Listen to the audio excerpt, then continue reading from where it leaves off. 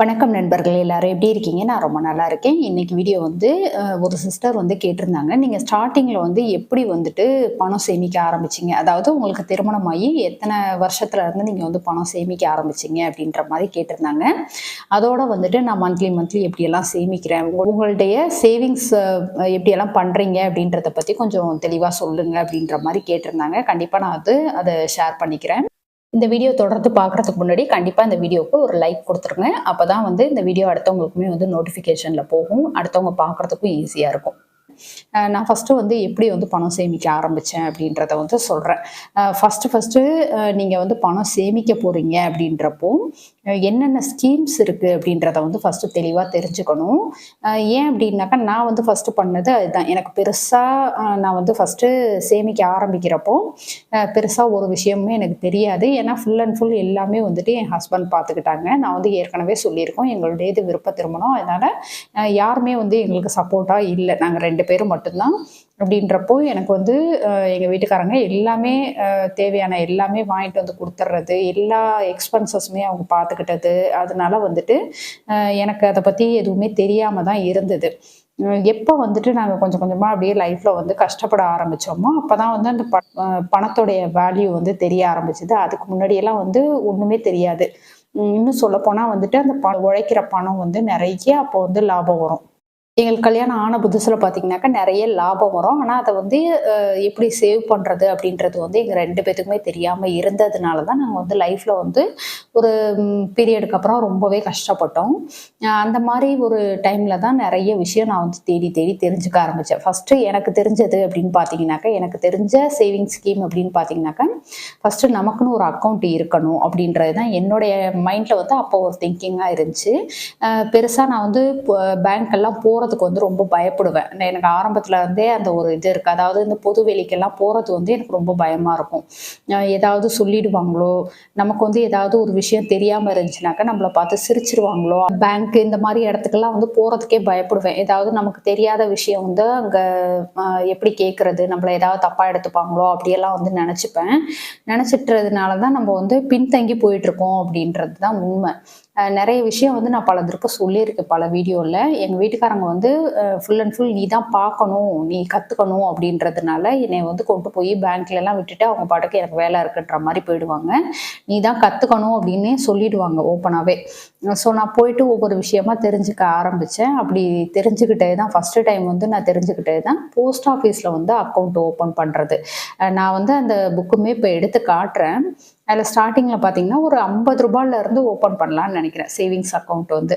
அதுதான் என்னுடைய first savings. ஒரு ரூ. 50 வந்து நான் எடுத்துட்டு போயிட்டு, அந்த சேவிங்ஸ் அக்கவுண்ட் வந்து ஓப்பன் பண்ணேன். அப்போ வந்து ரொம்ப கஷ்டம். பணத்துக்கு வந்து ரொம்ப கஷ்டம். ஒரு ரூ. 10 கையில இருக்கிறதே வந்து பெரிய விஷயமா இருக்கிறது மாதிரி இருக்கும். அப்படியெல்லாம் இருக்கிற சமயத்தில தான் நான் வந்து அந்த ஒரு ரூ. 50 ஃபர்ஸ்ட் டைமா போட்டு நான் வந்து அந்த அக்கவுண்ட் ஓப்பன் பண்ணேன். அது இப்போ உங்களுக்கு காட்டுறேன். இதுதான் வந்து நான் ஃபர்ஸ்ட் டைம் வந்து அக்கவுண்ட் ஓப்பன் பண்ணின புக். இன்னைய வரைக்குமே அது வச்சிருக்கிறேன் நானு.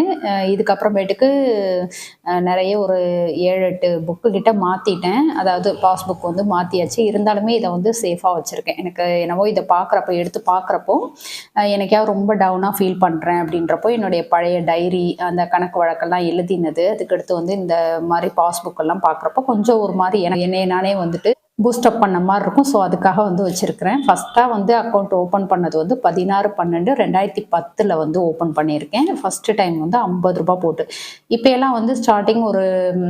100 நெனைக்கிறேன். எனக்கு சரியா தெரியல. ரூ. 100 ரூ. 500 தெரியல. ஆனா ஃபர்ஸ்ட் டைம் வந்து ரூ. 50 கட்டி இது வந்து சேவிங்ஸ் அக்கவுண்ட் வந்து ஸ்டார்ட் பண்ணினேன். அப்ப பார்த்தீங்கன்னாக்கா, அடிக்கடி ஒரு சின்ன சின்ன அமௌண்ட் ரொம்ப பெருசெல்லாம் இல்ல. ஒரு 100, 170 இந்த மாரி பார்த்தீங்கன்னாவே தெரியும். இந்த மாரி ரொம்ப சின்ன சின்ன அமௌண்ட் தான் கொண்டு போய் போடுவேன்.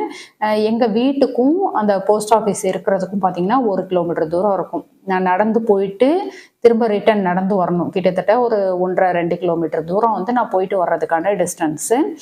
பாப்பாவுக்கு வந்து அப்போ ஒரு 2 வயசு தான். அந்த பிள்ளையும் கையிலேயே புடிச்சிட்டு போயிட்டு வரணும்.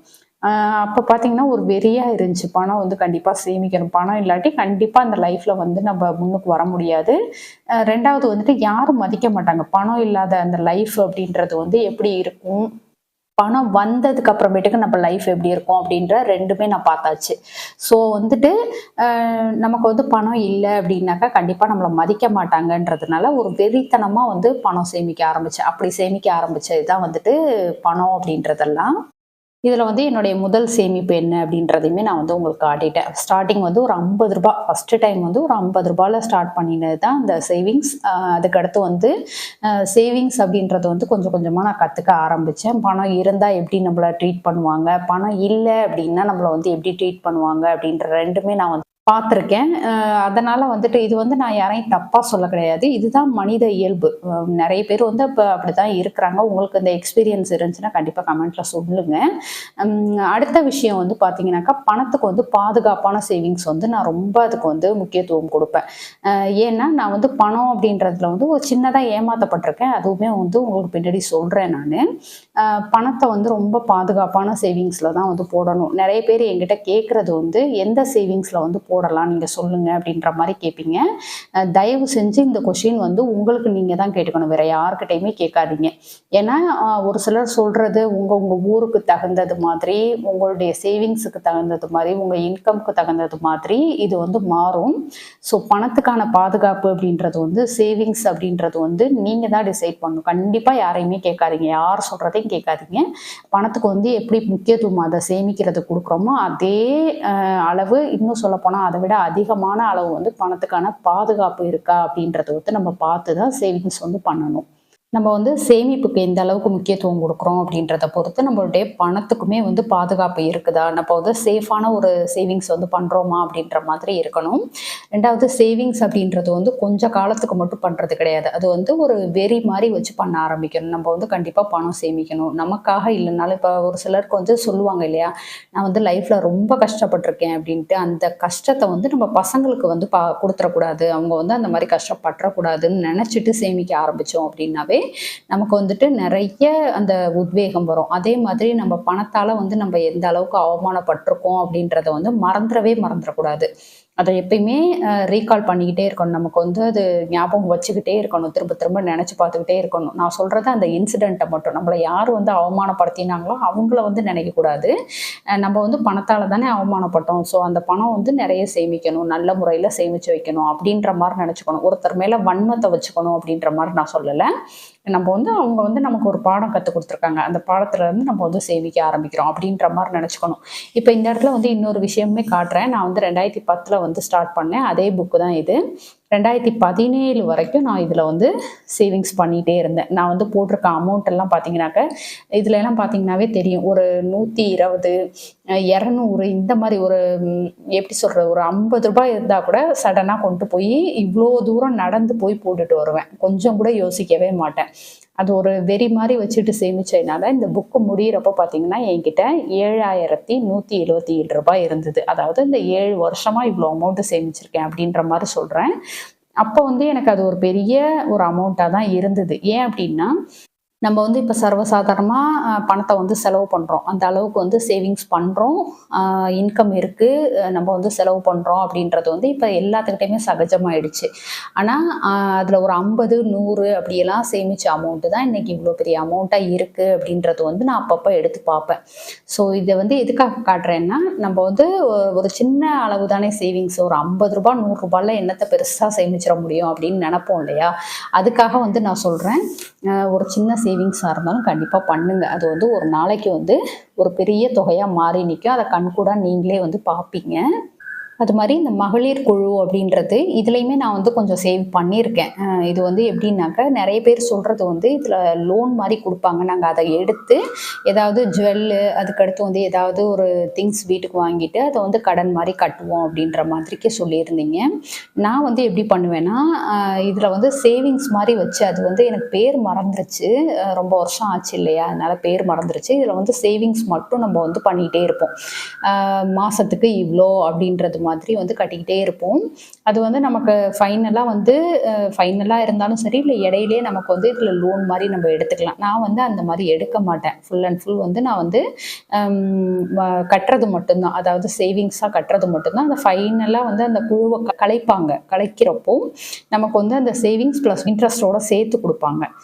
அந்த மாதிரி பண்ண சேவிங்ஸ் வந்து இதில் வந்து நிறைய சேவிங்ஸும் பட்டிருக்கேன். நான் வந்து ஏமாற்றப்பட்டிருக்கேன் அப்படின்னு சொன்னேன் பார்த்தீங்களா பணத்தில். அது வந்து இதில் நடந்தது. அதாவது நான் வந்து சேவிங்ஸ் மட்டும் பண்ணுவேன். மித்த எல்லாரும் அப்படி இருக்க மாட்டாங்க. லோன்லாம் எடுப்பாங்க இல்லையா, எடுத்துட்டு ஒரு லேடி வந்து எஸ்கேப் ஆயிட்டாங்க. அதாவது அந்த லோன் எடுத்ததுக்கு அப்புறமேட்டுக்கு அவங்க வந்து அதை கட்டாமல் வேற ஏதோ ஒரு ஊருக்கு போயிட்டாங்க. செல்லுகள் எதுவுமே அவங்கள வந்து ரீச் பண்ணவே முடியலை. அப்படின்றப்போ அவங்க வாங்கின லோனை வந்து அந்த மித்த மெம்பர்ஸ் எல்லாம் சேர்த்து போட்டு கட்டுறது மாதிரி ஒரு சூழ்நிலை வந்து வந்தது. அதுலேருந்து நம்ம வந்து முடியாதுன்னு சொல்ல முடியாமல் போயிடுச்சு எனக்கு. ஏன்னா எல்லாருமே வந்து மெம்பர்ஸாக இருக்கிறோம், நீங்கள் வந்து அதெல்லாம் ஒத்துக்கிட்டு தான் கையெழுத்து போட்டிருக்கீங்க அப்படின்ற மாதிரி சொன்னாங்க. நம்ம வந்து சேவிங்ஸ் மட்டும்தான் பண்ணுறோம், இருந்தாலும் அந்த லோன் எடுத்தவங்க வந்து எங்கேயோ போயிட்டாங்க அப்படின்றதுனால அதை வந்து ஒரு நஷ்டமாக நம்ம வந்து கட்ட வேண்டியதாக இருந்துச்சு. ஸோ அதில் இருந்து இந்த ஒரு விஷயத்தை வந்து விட்டுட்டேன். லோன், அதாவது இந்த மகளிர் குழு வேற எந்த குழுவாக இருந்தாலும் சேரக்கூடாது. நமக்கு வந்து எவ்வளோ பெரிய நம்பிக்கை துரோகம் அது. எல்லாத்துக்குமே வந்து அது ஒரு சுமையாக மாறிடுச்சு. ஒரு 500 ரூபாவாக இருந்தாலும் 1000 ரூபாவாக இருந்தாலும் நம்ம வந்து அடுத்தவங்க தலையில் கட்டிட்டு போகிறது அப்படின்றது வந்து ரொம்ப பெரிய தப்பு இல்லையா. ஸோ அது மாதிரி வந்து அந்த ஒரு டைம் வந்து அடிபட்டேன். அதுலேருந்து இது வந்து சுத்தமாக விட்டுட்டேன். நம்ம வந்து சேவிங்ஸ் பண்ணுறதுனாக்கா கோல்டுலேயோ இல்லை நம்ம அக்கௌண்ட்லேயோ போட்டு வைப்போம். இப்போ சேவிங்ஸுக்கு வந்து நிறைய வழிகள் இருக்குது, சேஃபான சேவிங்ஸுக்கு. எதுக்கு அப்படி இருக்கிறப்போ இப்படி கொண்டு போய் நம்ம போய் பணத்தை வேஸ்ட் பண்ணணும் அப்படின்றது மாதிரி இது சுத்தமாக விட்டாச்சு. இப்போ அதுக்கடுத்து வந்து ஏலச்சீட்டு, குழுக்கள் சீட்டு, இது வந்து அடிக்கடி நான் போட்டுட்ருப்பேன். அதாவது ரெகுலராக போடுவேன். ஏலச்சீட்டு வந்து ரெஜிஸ்டர்டு கம்பெனியாக பார்த்து போட்டுட்டு இப்போ ஃபைனலாக எனக்கு இந்த மந்த் தான் முடிஞ்சுது. அதுவுமே 2 லட்சம் ரூபாய் ஏலச்சீட்டு. அதுக்கடுத்து வந்து குழுக்கள் சீட்டு வந்து வீட்டுக்கு பக்கத்துலேயே வந்து உள்ள மெம்பர்ஸ் எல்லாம் சேர்ந்து போட்டுட்டு இருந்தோம். இதுவுமே இப்போ விட்டாச்சு. இந்த ஏலச்சீட்டு மட்டும் கட்டிகிட்டு இருந்தேன். இப்போ ஃபைனல் மந்த், இந்த மந்தோட எனக்கு முடிஞ்சிருச்சு இதுவுமே. அதுக்கடுத்து இப்போ உள்ள சேவிங்ஸ் அப்படின்னு சொல்லி பார்த்தோம்னாக்கா, அதாவது தற்போது நான் பண்ணுற சேவிங்ஸ் அப்படின்னு சொல்லி பார்த்தீங்கன்னாக்கா, நான் யாரையும் நம்புற மாதிரி இல்லை பண விஷயத்தில். ஏன்னா இந்த மாதிரிலாம் வந்துட்டு நம்ம வாங்கினதுக்கு நம்ம கட்டுறது அப்படின்றது வந்து ஓகே. நம்ம வந்து வாங்கினோம் கட்டுறோம், அது ஓகே. யாரோ ஒருத்தவங்க வாங்கிட்டு எஸ்கேப் ஆனதுக்கு வந்து நம்ம வந்து கட்டிகிட்டு இருக்கிறோம் அப்படின்றது வந்து ரொம்ப பெரிய ஒரு இதாக தெரிஞ்சுது எனக்கு. அது வந்து ரொம்ப தப்பு அப்படின்றது மாதிரி தெரிஞ்சுது. ஸோ அதனால் என்னுடைய சேவிங்ஸ் பார்த்திங்கன்னா சேஃபாக இருக்கணும், பணத்துக்கு வந்து எந்தவித ஒரு பாதிப்பும் இல்லாமல் இருக்கணும். நம்ம சேவிங்ஸ் பண்ணுறது வந்து அதுக்கு வட்டி அது இதெல்லாம் கிடைக்கல, அதெல்லாம் ஒரு பக்கம் இருந்தாலும் எனக்கு அதில் லாபமே இல்லைன்னாலும் சேஃபாக இருக்கணும், நம்ம உழைச்ச பணம் வந்து சேஃபாக இருக்கணும் அப்படின்றதுனால இப்போ உள்ளது எல்லாமே வந்துட்டு பேங்க்கு, போஸ்ட் ஆஃபீஸு, அதுக்கடுத்து வந்து நல்ல சின்ன பிள்ளையிலேருந்து நாங்கள் பார்த்து போட்ட நகை சீட்டு, இந்த மாதிரி விஷயங்களில் மட்டும்தான் இப்போ என்னுடைய இன்வெஸ்ட்மெண்ட் வந்து இருக்குது. நான் வந்து என்னுடைய சேவிங்ஸ் அப்படின்னு சொல்லிட்டு மந்த்லி போடுவேன். இப்போ ஒரு 10 நாளைக்குள்ளே, அதாவது இப்போ முடிஞ்ச ஒரு 10 நாளுக்குள்ளே நான் என்ன அமௌண்ட்டு சேமிச்சிருக்கேன் அப்படின்றதுமே வந்து உங்களுக்கு நெக்ஸ்ட் வீடியோவாக நான் வந்து கொடுக்குறேன். அது எதுக்காகன்னா, உங்களுக்கு பார்க்குறப்போ இன்னை வரைக்கும் இந்த ஒரு 10 நாள் சேமிக்காட்டியும் பேலன்ஸ் இருக்கக்கூடிய ஒரு 20 நாளில் வந்து சேமிக்கணும் அப்படின்ற ஆர்வம் உங்களுக்கு வரும் இல்லையா. அதுக்காக உங்களை வந்து என்கரேஜ் பண்ணி சேமிக்க வைக்கிறதுக்கு நான் தயாராக இருக்கிறேன். கண்டிப்பாக என் கூட சேர்ந்து நீங்களும் சேமிக்கிறதுக்கு உங்களால் ஒரு சின்ன முயற்சியை வந்து செஞ்சு பாருங்கள். இந்த ஒரு பேலன்ஸ் ஒரு 15 நாள் 10 நாளைக்கு கட்டாயம் உங்களால் வந்து ஒரு அமௌண்ட்டு சேமிக்க முடியும். அதுதான் உங்களுக்கான உத்வேகம். அதை வந்து கண்டுபிடிச்சிங்க அப்படின்னாக்கா கண்டிப்பாக உங்களாலையுமே சேமிக்க முடியும். ஓகே ஃப்ரெண்ட்ஸ், இந்த வீடியோ உங்களுக்கு பிடிச்சிருந்தா லைக் பண்ணிக்கோங்க, உங்கள் ஃப்ரெண்ட்ஸுக்கும் ஷேர் பண்ணுங்கள். நம்ம திருச்சி தமிழ் யூடியூப் சேனலை கண்டிப்பாக சப்ஸ்கிரைப் பண்ணிட்டு பாருங்கள். தேங்க்யூ.